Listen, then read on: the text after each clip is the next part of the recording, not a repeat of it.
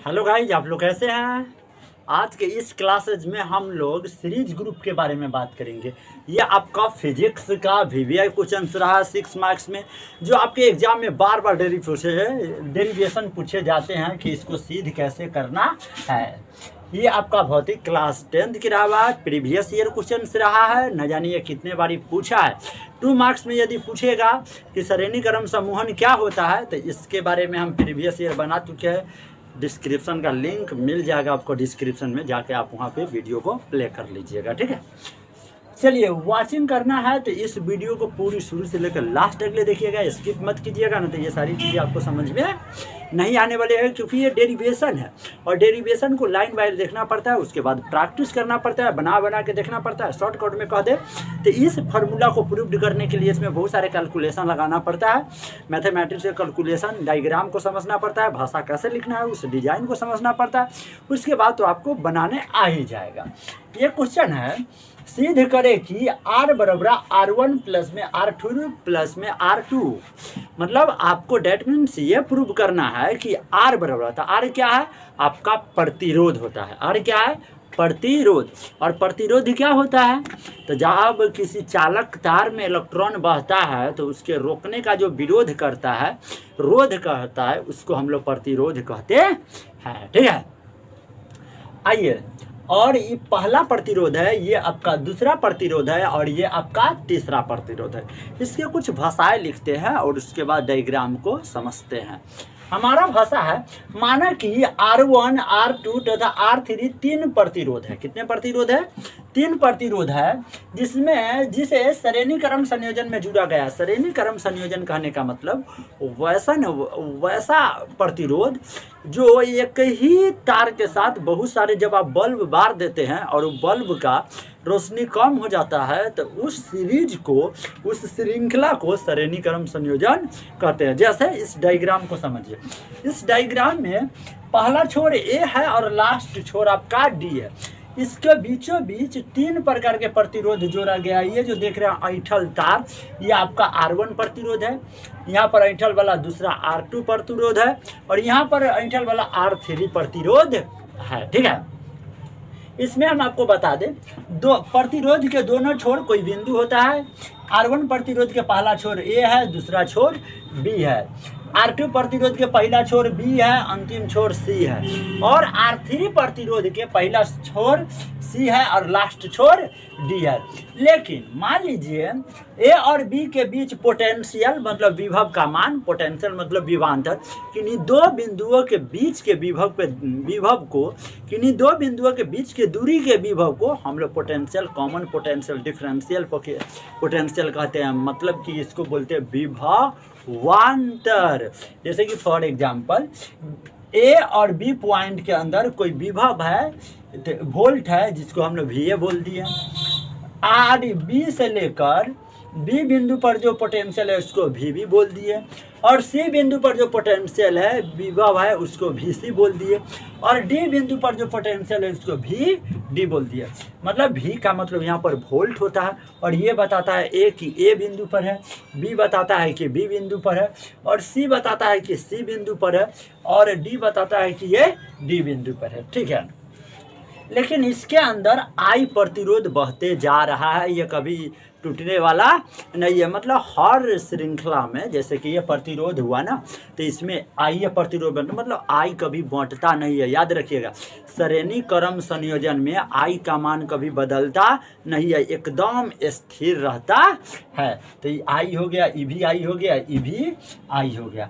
देखिए, इसमें एक बैटरी लगा दिया गया है, ठीक है, जिसके लेफ्ट में प्लस चार्ज है और राइट में पॉजिटिव चार्ज है। यहाँ से इलेक्ट्रॉन निकल रहा है, मतलब विद्युत धारा बह रहा है। एरो के साइन ऊपर लगा हुआ है, मतलब I का मतलब होता है विद्युत धारा, इलेक्ट्रिक करंट, ठीक है। और ये करंट ऐसे आएगा, यहाँ पे दाब कुंजी लगा हुआ है, मतलब कि यहाँ पर स्विच लगा हुआ है। जब भी हम लोग बटन के ऑन करेंगे तो हमारा बल्ब जल जाएगा, मतलब प्रतिरोध धने करंट गुजरने लगेगा। बटन ऑफ करेंगे तो देखिए यहाँ पे ये ऊपर उठा हुआ है। जब भी आप नीचे को दबाते हैं तो नीचे वाला जो सुता हुआ सीधा तार है जाके ऊपर सट जाता है, तो बल्ब बढ़ने लगता है। उसके बाद क्या है, तब हम लोग चलेंगे ओम के नियम से। पहले इसको पूरा करते हैं। श्रेणीक्रम संयोजन में जोड़ा गया है इन सभी प्रतिरोधों में मतलब इतना सारे प्रतिरोध देख रहे हैं, R1 R2 R3 प्रतिरोधों में समान विद्युत धारा I बहती है, मतलब सब में I विद्युत धारा बह रही है। इसमें बिंदु A है, बिंदु B है, बिंदु C है और बिंदु D है, और सब का विभव VA VB VC और VD है, जैसे कि आपको डायग्राम में मैंने समझाया। ओम के नियम से हम लोग जानते हैं कि V बराबर IR होता है। यहाँ पर R का वैल्यू निकालिएगा, मतलब कि प्रतिरोध का मान निकालिएगा तो क्या होगा, तो I यहाँ पर गुना में इधर जाएगा तो आपका भाग में चल जाएगा, तो V अपन कितना हो जाएगा I और बराबर में R। अब देखिए, अब R1 प्रतिरोध के बीच का विभवांतर, तो आप बीच के विभवांतर का फॉर्मूला जानते हैं, V बराबर IR। V का मतलब विभवांतर, I का मतलब विद्युत धारा, R का मतलब प्रतिरोध। तो देखिए विभवांतर किन्हीं दो बिंदुओं के बीच के अंतर, तो मान लीजिए A और B के बीच के अंतर, तो पहला विभव कौन है V है, दूसरा विभव कौन है VB, तो दोनों के घटाव अंतर को विभवांतर कहते हैं क्या, और बराबर में I तो रहेगा ही। पहला प्रतिरोध कौन है R1, तो R1 डाल दिए, इसको मान दिए समीकरण 1, ठीक है।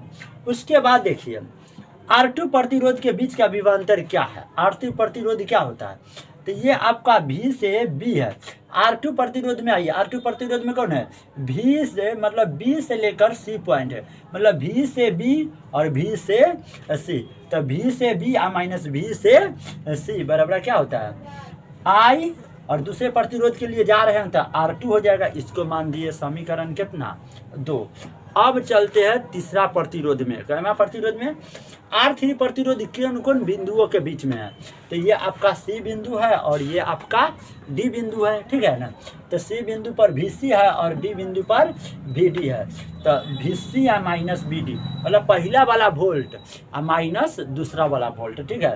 तो इस पर क्या हो जाएगा IR, और तीसरा प्रतिरोध के लिए कर रहे हैं तो R3 हो जाएगा। आपके पास इसी प्रकार 3 गो प्रतिरोध मान लिया गया, कितना प्रतिरोध, और इस जो मान हमको प्राप्त हुआ सबको मान लिया गया समीकरण कितना, फर्स्ट सेकेंड और थर्ड। सभी समीकरण को आपस में जोड़ने पर, सभी समीकरण को आपस में, यह हमारा हो गया समीकरण 1, समीकरण 2 और ये हो गया समीकरण 3, सबको आपस में हम क्या कर देंगे, जोड़ देंगे। इतना देखिए, जोड़ने का एक रूल ये होता है मैथमेटिक्स में कि LHS को LHS के साथ जोड़िए और RHS को RHS के साथ क्या कर दीजिए, जोड़ दीजिए, आपका बन के तैयार हो जाएगा। LHS क्या है VA माइनस VB, अब बराबर RHS क्या है IR1, तो देखिए LHS को लिख दिए, फिर जोड़ना है ना तो जोड़ के चिन्ह, फिर LHS को लिख दिए VB माइनस VC, फिर जोड़ना है तो जोड़ के चिन्ह, फिर समीकरण 3 में LHS VC माइनस VD और बराबर के इसका तो बराबर के इसका। अब समीकरण 1 को लिख दिए IR1 प्लस में IR2, ये आपका समीकरण 2 हो गया, और समीकरण 3 हो गया IR3, ठीक है। अब हम देख पा रहे हैं कि प्लस माइनस में जो भी जो है कॉमन डिफरेंस है, मतलब कि ये पोटेंशियल है, विभवांतर के फॉर्म में है या विभव के फॉर्म में, तो कटेगा ही कटेगा, प्लस माइनस होगा तो कट जाएगा, सही है गलत। तो देखिए VB जो है वह माइनस में है और आई में VB क्या चीज़ में है, प्लस में है, तो माइनस प्लस रहने पर हम लोग क्या कर देते हैं, घटा देते हैं, तो VB आपस में कट के 0 हो गया। इसका मतलब यहाँ पर VC जो है आपका माइनस में है, जबकि यहाँ पर VC क्या चीज़ में है, प्लस में है, तो माइनस प्लस क्या कर गया, कट गया।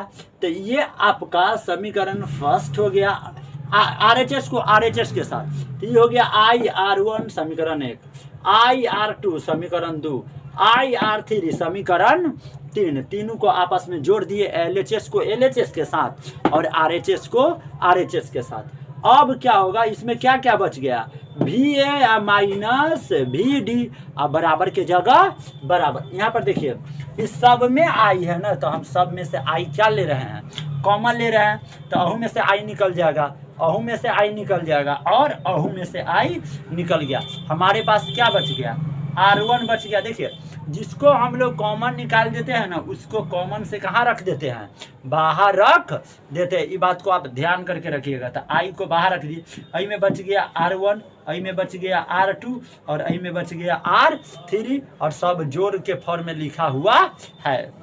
अब क्या किए कि दो बिंदुओं के बीच के विभव है, तो दो बिंदुओं के बीच के विभव को हम लोग विभवांतर कहते हैं। तो देखिए एक नोट भी लिखे हैं कि एगो बिंदु ए है और एगो बिंदु डी है, तो उसके बीच का क्या निकालना है, विभवांतर निकालना है। तो उसको हम डायरेक्ट क्या लिख सकते हैं, वी बी, मतलब V A minus V D को दो बिंदुओं के बीच के अंतर को क्या लिख सकते हैं, विभवांतर, मतलब भी लिख दिए। तो भी लिख दिए सकते हैं, एक क्या लिख सकते हैं, भी लिख सकते हैं। और आई यहाँ पर गुन्ना में इधर जाएगा तो भाग में, तो भी बटा क्या हो गया आई, और बराबर के जगह बराबर, ये हो गया R1, ये जोड़ हो गया R2 और ये जोड़ हो गया R3, ठीक है ना।